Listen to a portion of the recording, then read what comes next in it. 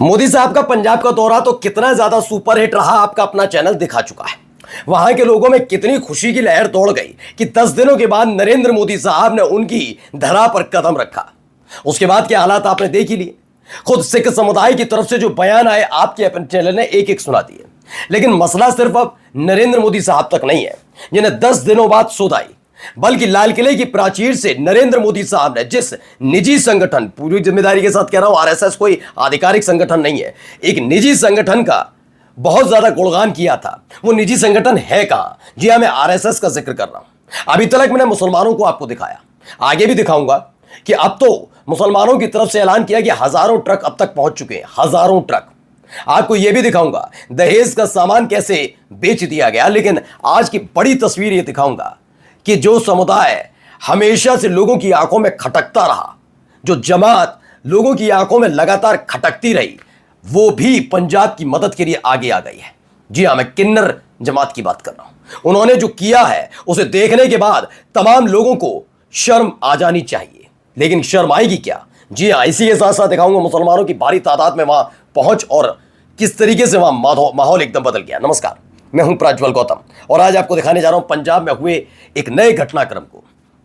1600 करोड़, जी हां, चाहिए 60,000 करोड़, देकर कितना है? 1600 करोड़। वो भी कब? 10 दिन बाद। क्यों? क्योंकि उनकी पार्टी के नेता इस्तीफा दे रहे थे।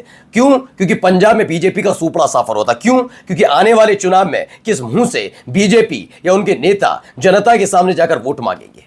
ये 11 बरस सत्ता में रहने के बावजूद जब पंजाब में आपदा आई तो आप गायब थे, आपको शर्म नहीं आई। अफगानिस्तान तो आपने भर भर कर सामान पहुंचा दिया, लेकिन यहां क्या?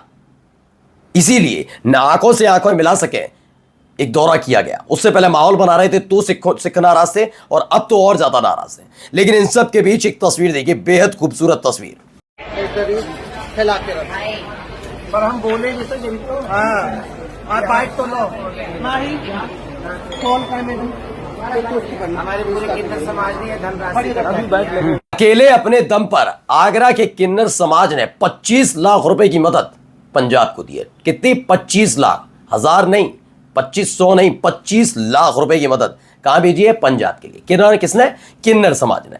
कौन सा समाज? जिसे आप बहुत गंदी और मतलब बहुत बुरी नजर से देखते हैं, ठीक है ना, और जिसे आप बहुत गर्व के साथ कहते थे, लाल किले की प्राचीर से जिनका जिक्र किया जाता है, आजादी की लड़ाई से लेकर देश के निर्माण में, ये देश का निर्माण है।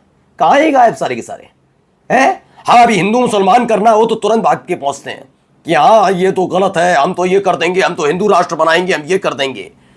अब आप देख लो कौन लोग कर रहे हैं। कुछ शर्म है? इसे कहते हैं मालूम क्या? चुल्लू। इसमें पानी भरो और उसके बाद जो करना है समझ ही रहे होंगे आप। क्योंकि अगर ये जमात भी आगे आकर मदद कर रही है तो यकीन मानकर चलिए, और आप गायब तो आप किस किस्म के बने और क्या आपके विचार हैं, अब पूरा देश देख रहा है। आगे देखिए, एक बयान जरा आपको सुनाने जा रहा हूं, उस बयान को जरा गौर से सुनिएगा।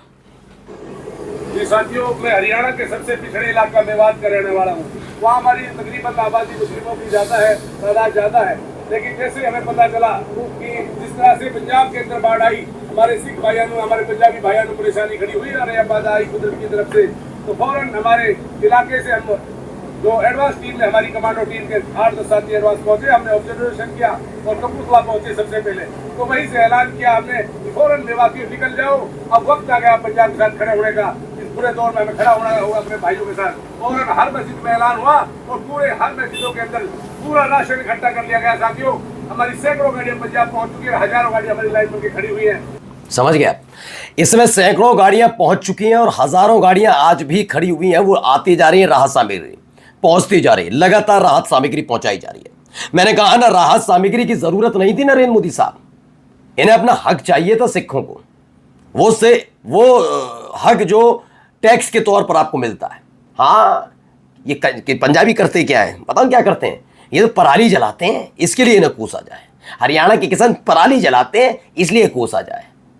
अभी तक जब आम आदमी पार्टी की सरकार थी वो कहते तो बुरा लगता था ना। अभी देखिएगा, ये आप ही लोगों को कोसेंगे, ये बख्शने वाले नहीं है। पंजाब के लिए क्या क्या बोलते हैं और सिख समुदाय के लिए कितना गंदा गंदा मंचों से बोला जाता रहा, बीजेपी के मंचों से। राजस्थान में चुनाव के दौरान तो योगी आदित्यनाथ के सामने बोला था, वही अब देख लीजिए। आज मुस्लिम समुदाय, सिख समुदाय मिलकर साथ खड़ा हुआ है। आगे दिखाता हूं आपको खबर। यहां देखिए, ये एक तस्वीर निकलकर सामने आई है।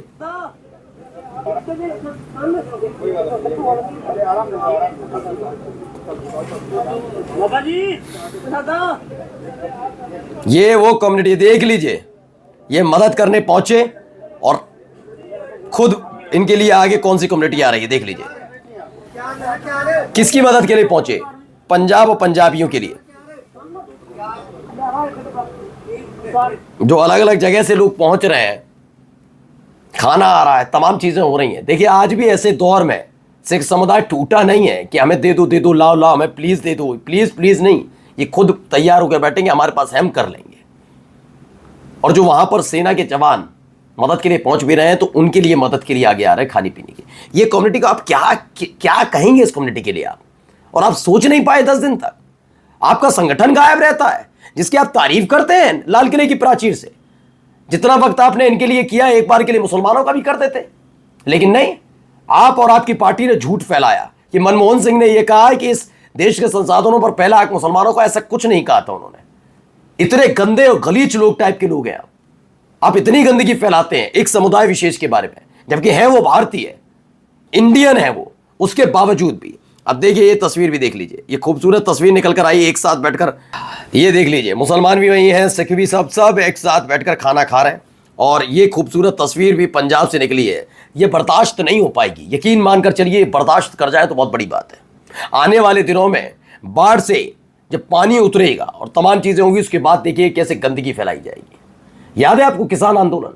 याद है आपको किसान आंदोलन को कैसे तोड़ने की कोशिश की? यह भी याद होगा कि किसान आंदोलन के बाद बीजेपी की एक वाचाल नेता जो सांसद बनी बैठी हैं, जो सांसदी को टाइम पास समझती हैं, पार्ट टाइम जॉब समझती हैं, वो कह रही थी किसान आंदोलन के दौरान रेप हो रहे थे।